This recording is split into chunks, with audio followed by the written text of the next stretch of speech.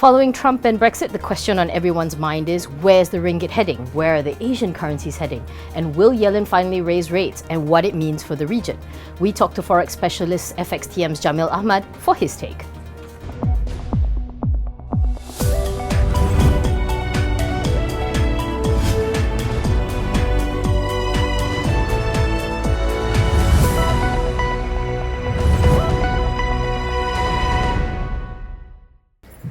So we're talking to Jameel Ahmad this morning and we'll talk currency. So, okay, before anything else, the ringgit, the big story of the time, where is it going? Is it just going to crash? It's now the worst performing currency in all of Asia. So, you know, your background in forex, where is it going to go? Well, thank you very much for having me firstly. Look, the ringgit is hitting the floor, volatility across the currency markets, but this is a dollar story. The dollar is the king of the currency markets right now, and it's not just the ringgit that's falling. Every currency is falling against the dollar. Today I'm in Malaysia, so you can ask me about the ringgit. Yes, the ringgit suffered. Last week I was in Jakarta, same questions about the rupiah.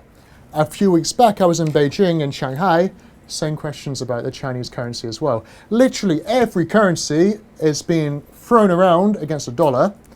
British pound is down 30% this year. The euro is down to a new 11-year low just last week. Exactly. The Japanese yen, dollar yen, night of the election, 101. End of last week, 113. This is a dollar story. So what I would say to these viewers who are concerned about the local market and the local currency is that what you're experiencing today and over the past couple of weeks is not limited just to your economy. And of course, Malaysia, if you look against a basket of different currencies, the ringgit is not going to be bad performing everywhere. It's a dollar story.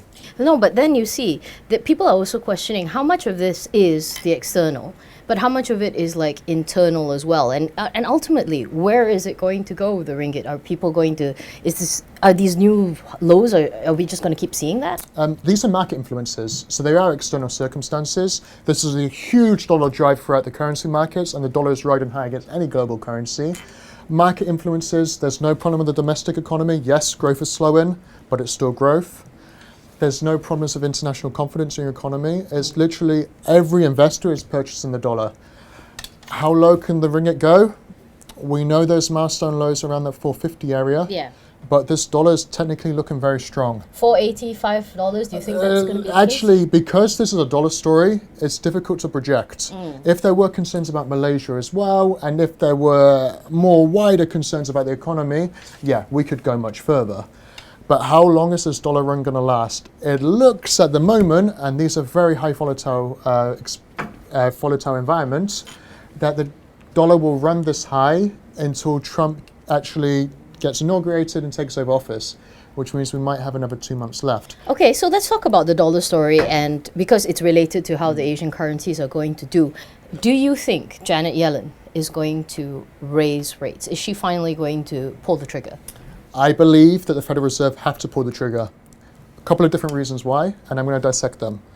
The Federal Reserve have been preparing the financial markets for an interest rate rise for months. And there's no reason why they shouldn't be raising rates in December. There's 100% expectations that they're going to raise interest rates in December. So if they don't, there's going to be a lot of volatility. On top of this, from a credibility standpoint, the Federal Reserve has said throughout 2016, we will be raising interest rates. Our bias is towards raising interest rates. There's nothing that's happened with the election outcome in terms of market volatility that can prevent this. US equity markets are actually making new highs.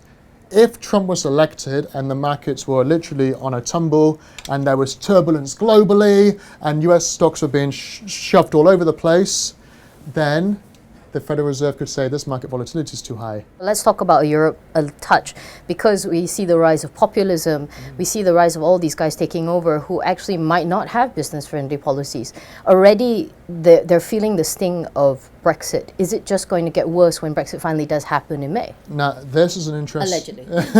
That's the thing. Nobody knows when Brexit could really happen, right? No, this is one of the risks right now, and it's why it's very interesting, is because somebody on the outside could say is that political risks and political issues are actually in Europe. And the recent populism victories in the United Kingdom and also in the United States could be encouraging political parties in Europe. We know we have German elections next year. We've got French elections next year. We've even got an Italian constitutional reform this weekend, sorry. Yeah. So there are political risks that are coming. Are political parties going to take encouragement from what's happened in other areas of the world? Possibly. So this means this populism story's got more legs to run. It's also why the euro in 3 trading weeks has fallen from 1.15 against the dollar, which was the night of the election, to as low as 1.05 at the end of last week. Perhaps the euro is going to fall even more, which means it might not be that bad if the ringgit falls as well. Okay, let's bring back to just basically what you think for 2017. Does everybody just get out of Asian currencies? Is it just going to be a lost cause because it's going to be all just dollar? No. I think we need to be positive here because again, this is a dollar story. Dollar's the king of the currency market. So this is a story where the dollar is strong against everything and everything in comparison is weak against the dollar. It doesn't matter whether that's the Malaysian ringgit, the Indonesian rupiah, Chinese yuan, euro, Japanese yen or the British pound. Dollar's strong. But if you looked at the local currency against the British pound, you would have seen that until a couple of weeks ago, the ringgit was strengthened against the UK currency. Over the past couple of days, the ringgit's probably strengthened against the euro because of what's happened to the euro dollar. So I would not say no, this is time to get out of the Asian currencies. This is just a dollar story, let's be positive.